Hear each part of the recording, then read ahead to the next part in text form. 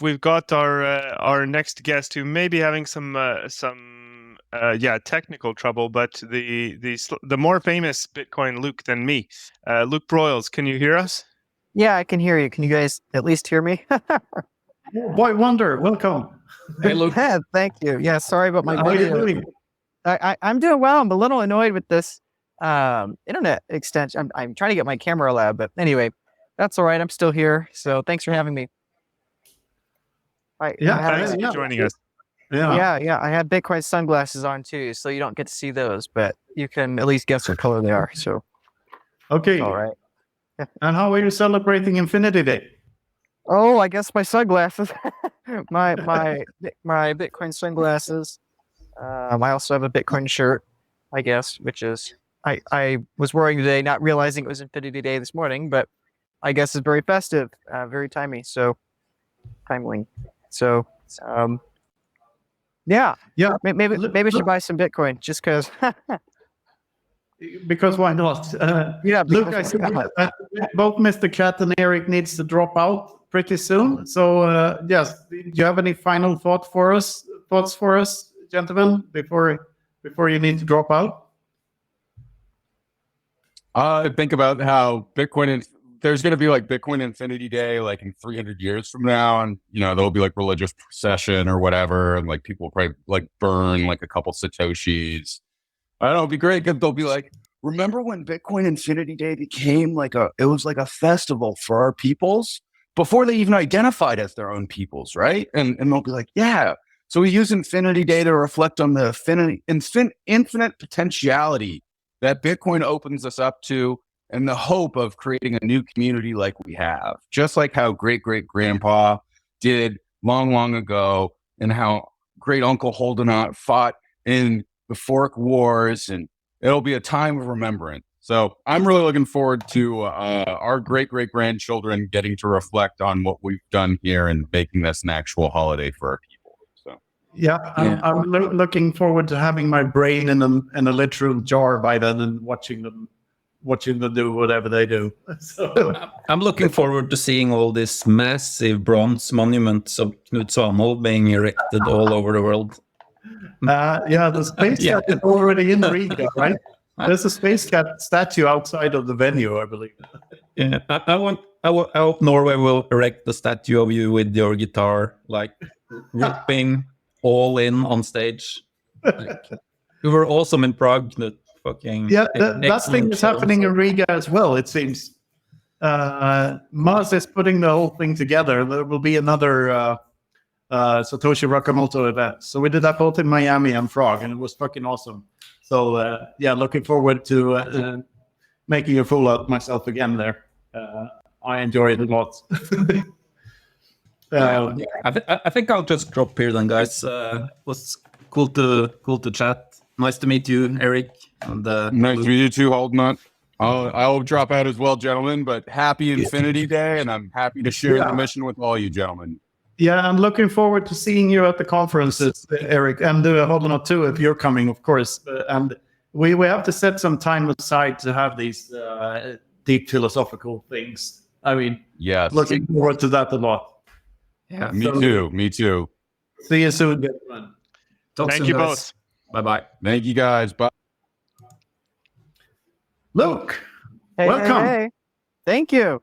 It's quite the hour to follow up those guys. Thanks for having me. Yeah, no problem, man. So what does Infinity Day mean to you, and what does Bitcoin's infinite potential mean to you? And there's Christian as well. Well, cheers, Christian. Hey guys. Cheers. Yeah, great. I suppose Infinity Day means to me that the true beauty and the true innovation of Bitcoin is immutable digital scarcity. I get asked a lot of the time, both by new people and people that are hating on Bitcoin, what's the utility of Bitcoin? What's the use case of Bitcoin, whatever. And I think all the, whether you want to call it FUD, substantiated, unsubstantiated, we have all this panic of certain banks, and now we have Binance and this, that, the other. And it's just a repeat of history that if you give humans the incentive to create infinite tokens, we'll do that. So that's the innovation of Bitcoin. Is that it's the first time as humans have devised a way to make a series of numbers, but we can't make more of them, because if we can make more of them, then we'd make an infinite amount. So I suppose that's Infinity Day for me, that it disables humans from being able to exploit others in this fashion. So obviously there are still problems with the world, but this is a very significant achievement, at least I think. And so I'm just grateful to be here. So hey everyone in the comments, it's fun to see you all. Great. Yeah, great to have you. Just some good jokes. Let me introduce another guest here. This is my good friend Christian. He's the CEO of BTCX, where and he's the real host of this event. Like there are about 40 guests out there watching the show right now. Are you enjoying the show, or are people starting ignoring it? Yeah, no, it's. I mean, actually, there are more people in the office than in the live stream, which is kind of funny. But it's hard to jump in, listen to the live stream, or talking with the people in the office. But it's really good talking. There's a lot of Bitcoin-only companies coming here who's established in Sweden, and people are doing businesses around the corner, and new deals are being made. So we're definitely building a stronger, Bitcoin community business-wise at this event as well. Great to hear. And don't believe those YouTube numbers. I wouldn't trust them. There's probably thousands of people listening to this, don't you think? Sounds good. Yeah, yes, one client in the office live streaming to 40 person in just one. So yeah. And I'm also going to bring on just to expand the party just slightly even further here. We've got a new face here, actually a very new face, because he's just recently done an episode with us, but we haven't released it. This is Samuel Harjunpää, who's a local Finnish Bitcoiner who we've just recently gotten connected with. So welcome Samuel, and Samuel has also a Bitcoin company here too. So let's make some little introductions and have a quick little party here. Sure. Hello guys, happy Tuesday. Yeah, happy Infinity Day, Samuel. Great to have you here. So Thank you. You're building one of those companies that are building the future. Tell us a little about Xellox. And disclaimer, I really need to take a pee break now, so I'll run out and Sure. Keep going, Christian and Luke. Roger that. Sure. Thank you very much for having me, guys. So what we're building on Xellox is sort of what I hope is to be the future of self-custody and the future of sort of cold storage and spending your Bitcoin in a way that's sort of secure and intuitive and easy to use, right? So one of the sort of narratives that I see in the space that I don't really agree with is this narrative of sort of storing your Bitcoin in hardware wallets, right? It's like you have a hardware wallet, you put it in your closet or whatever, and that's where you store your Bitcoin. But then kind of also need to keep your seed phrase safe, and the wallets thing is just sort of an unnecessary part of the whole equation, right? For example, I just came from Copenhagen. My older sister had a son, and we had the baptism there. And what I did is I just gave him a metal seed storage, actually our metal seed storage, with 12 words, and obviously those 12 words are connected to a Bitcoin wallet. And whenever he gets of age to use them, and just enter them in. So that's sort of the best way to store Bitcoin. And so the point with a wallet is to use Bitcoin. Like, what do I use my wallet for, right? I keep it in my pocket. It has some utility. I use it. I spend money from it. And currently, most people live by the standard that you sort of have 90% of your wealth in cold storage, cold wallets, and then maybe 10% in a hot wallet. But obviously, general purpose computers are sort of very insecure, and they're going to get exponentially more insecure as sort of artificial intelligence gets built deeper and deeper into the operating system. I'm not a big believer of sort of the Elon Musk theory here where AI is going to completely take over. But at the same time, there's obviously a risk there, right? So it's like, let's say everyone's storing $10 on their smartphone, which basically is run by an AI. That's a pretty dangerous scenario, you know, if let's say the AI is infiltrated somehow by something bad. And that's sort of where I believe that signing devices are sort of the future of also spending Bitcoin, not just storing it. Yeah. Hey, thanks, Samuel. And you know, so I think you're bringing up some interesting ideas here. And well, okay, I actually think we've got a good person to comment on this a little bit.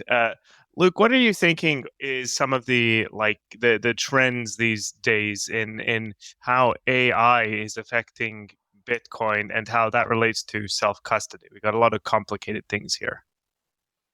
Yeah, I don't know. I have no clue. I mean, the original thread that people really like to mine, I've gone a large just talking about, is how we very probably have less in common with the future in the past. And I think AI is one of those. There are multiple of them, which is the incredible thing. But I think that's one of those things that we just are not prepared for. I think individually, like I know I'm not prepared for it, and I know therefore probably most of society isn't prepared for it. You know, I mean, what if things we just take for granted are done by robots in the future? You know, it's like, okay, we're having this call right now with all of us. And, you know, what if in the future there are people that set up like automatic podcasts that have their own AI people that talk or whatever? That's an interesting thought prospect. Or what he was just saying about storing your keys and everything. I don't think AI is an existential threat to Bitcoin. I think it's a threat to many things, but I don't think it's a threat to Bitcoin.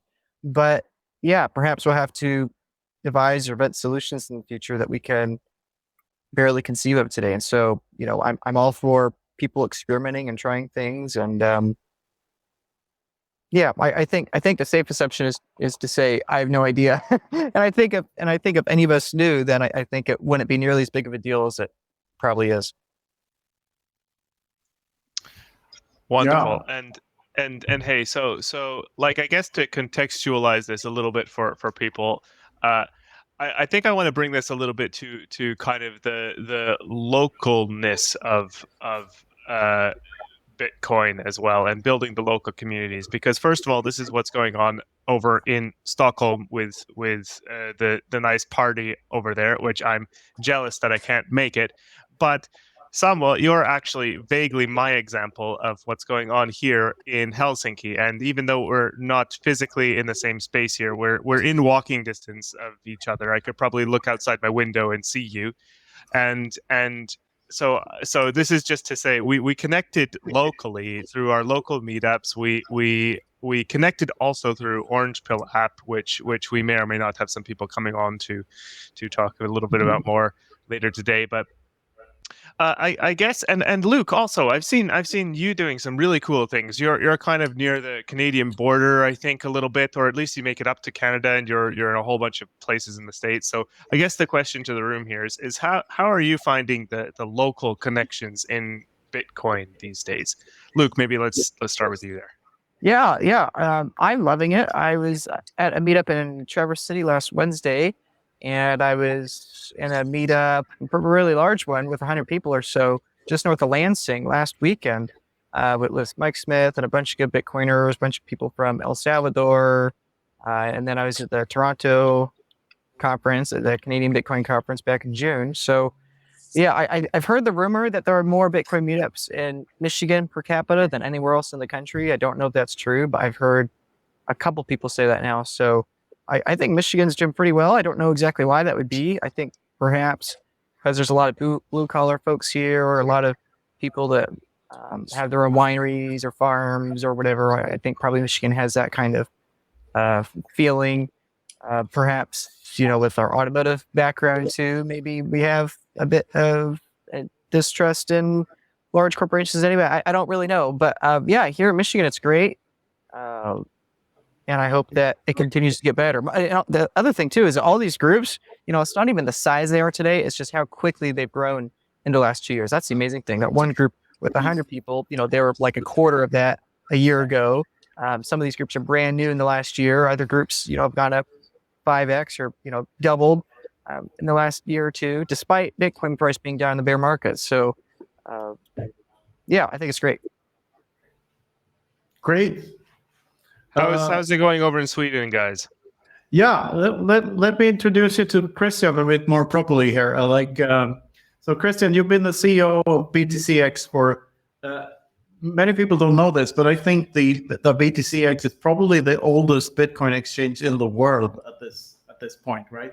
I think so, yes. You started around the same time as Mt. Gox. So you've been around since forever. And first of all, what made you start the business in the first place? How did you find Bitcoin, and what? I know you're a professional nerd. You're like a quantum physicist or something like that. That's your master's degree or whatever. Yes. So how did you fall into this rabbit hole? What happened? Yeah, it's well, actually, it was. I have to give credit to the banks. They're doing a great job in being terrible, which is actually pushing people into options and exploring new stuff. And this is exactly what happened to me. I had a problem. I'm not going into exactly what problem, but it was a business problem, and the banking situation could not solve it. And I was, I'm a nerd, yes, still am, and went to an open source free software in Stockholm, in a basement somewhere in Stockholm.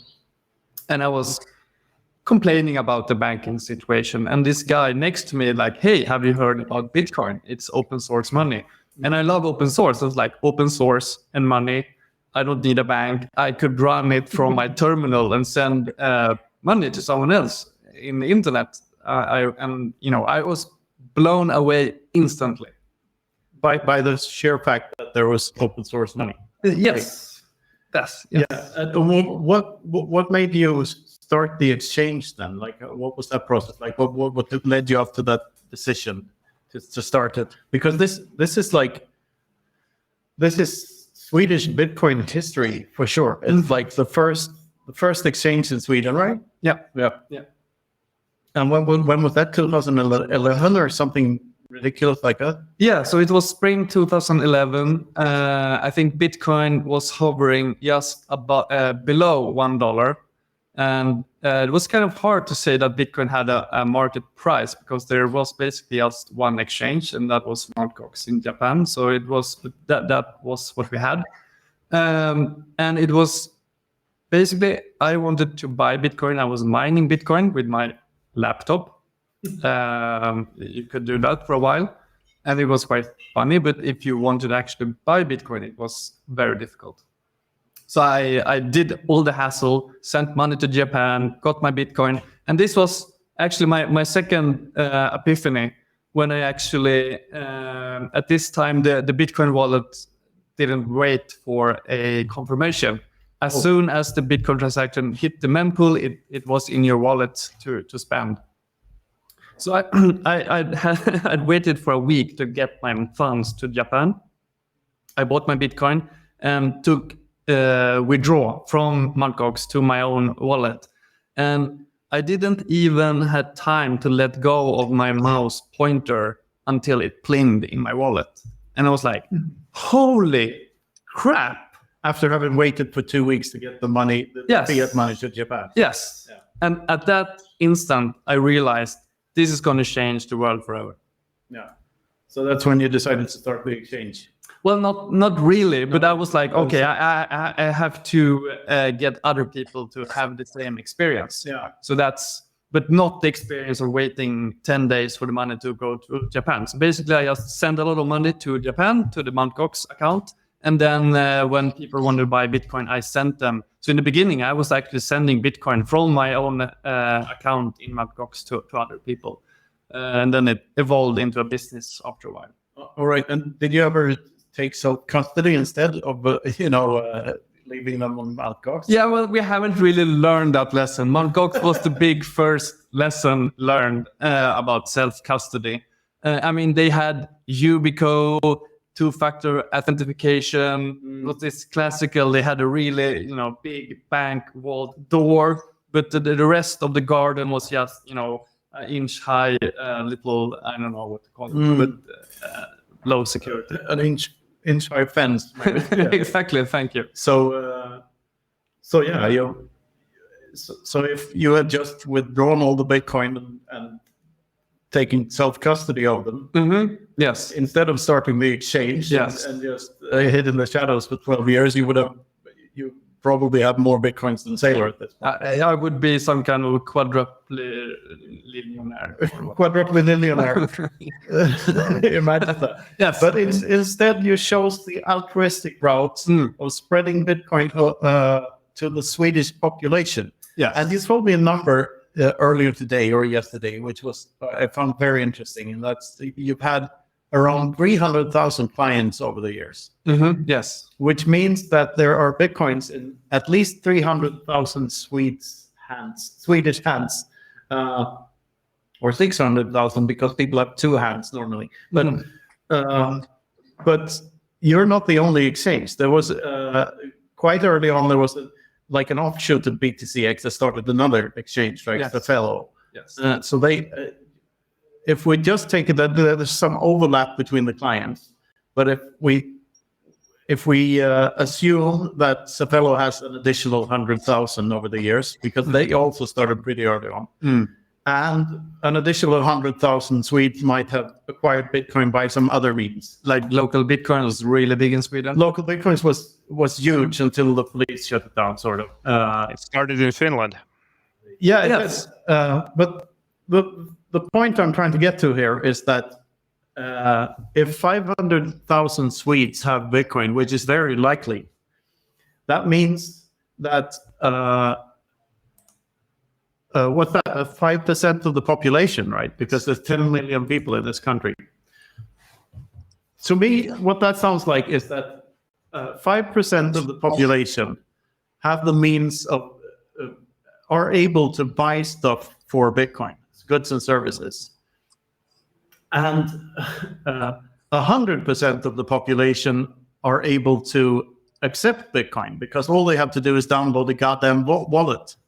Yeah. So in theory, at least, this thing is already possible in this country alone. Like we could hop over to Bitcoin standard pretty quickly if people just started to accept Bitcoin for the goods and services. And there's absolutely nothing no one can ever do about that. And I know you're being an official company and everything. You've run into a bunch of legal trouble and you've battled all of these stupid institutions for years. Instead of using your physics degree for some physics stuff, you've been forced to become a sort of legal warrior instead, and a face on TV and all sorts of stuff that you didn't really necessarily want to be. Where was I going with that? There's so many people dropping in now. So Yeah, we've got a couple of new guests here, and while we're doing that quickly, I'd like to just check. Luke, I thought we'd lost you a couple of times there. Everything's still good over there? Oh, we can't hear Luke either. So that's okay. That's okay. If Luke comes back, we'll bring him back in. Samuel, hopefully you're hanging out still for a little bit, but we've got Anil, the author of the Bitcoin Handbook, and Matteo, you used to be the CEO of the Orange Pill app, but now you're not anymore. Is that right? I'm unemployed. You guys have a job for me? good to see you guys. Let me just finish this question real quick. All right. We'll get into your stuff. Was there a question in there? There's a question somewhere. I mean, so the exchange have been forced to do all sorts of KYC and AML measures. Yeah. But the way you explained it to me and the way I understand it is like, basically, if you never touch the banking system, but you stay within the circle of Bitcoin economy, there's no one that's ever going to come to look for you anywhere. Like no matter how KYC your coins are, because they just don't care as long as you don't buy a yacht for them. Like, is there some truth to that? Or what's your view on that? It's a good question. I mean, if you if you see Bitcoin as a currency, and if you consume the currency, it's not seen as a sale of capital. I mean, capital gains we're talking about. But if you view it as like an asset and you do capital gains on every Bitcoin transaction, then you actually might be liable to pay tax for it. But I think, I mean, the Swedish tax authority are quite sure that, yes, you have to pay capital gains on all Bitcoin transactions. Yeah. But if you look at the history, they have lost each and every battle in court because they have been proven wrong every time. When I started the exchange, they say, hey, Bitcoin is like something digital product. It's 25% VAT on it. You should put VAT. And I was like, you're fucking stupid. I will not put VAT on it. And then another ludicrous in Gothenburg actually took the tax authority to court just in this question. And he won each and every step up to the EU, highest court of EU, where the tax authority, the Swedish tax authority, actually lost. So no, there's no VAT on Bitcoin. But this just shows that the tax authority in Sweden, at least, don't know shit about Bitcoin, but they want to tax shit. Yeah, that's their purpose. And I think also that there's no legal precedent for chain anal companies, those chain anal companies that survey the blockchain. That they have no. There's no clear court case where they have been viewed as valid evidence anywhere in the world, really, and they never. Their software is closed source, so a court would be really stupid to make a decision based on whatever chain anal says. Yeah. Well, I'm not so sure about that. I mean, it's actually. I mean, you could battle that in court. What is proof or not? I mean, yeah. If you look at the history of Sweden, we had the Pirate Bay springing up from Sweden, and for a while, just having a screenshot of someone's IP address was proof. Yeah. So you're basically rolling a dice when you go to court anyway. Yes. Yeah, because of the corruption. And I know that you love Bitcoin because it battles corruption and all. I mean, it does. And it also made me realize how much I hate corruption, because running a Bitcoin company in Sweden makes you go head to head with the corruption in Sweden. And it's apparently the banks and the government is in bed and wanting to push out Bitcoin from the system, and they actually break the law to do this. And this is like, I wanted to, when I started my journey, I wanted to share the experience, as I said, wonderful having a Bitcoin standard and global system. But most of my work is currently how to combat the Swedish corruption. And we have the oldest running, still run Bitcoin company in Sweden, and we have the oldest running central bank in the world in Sweden.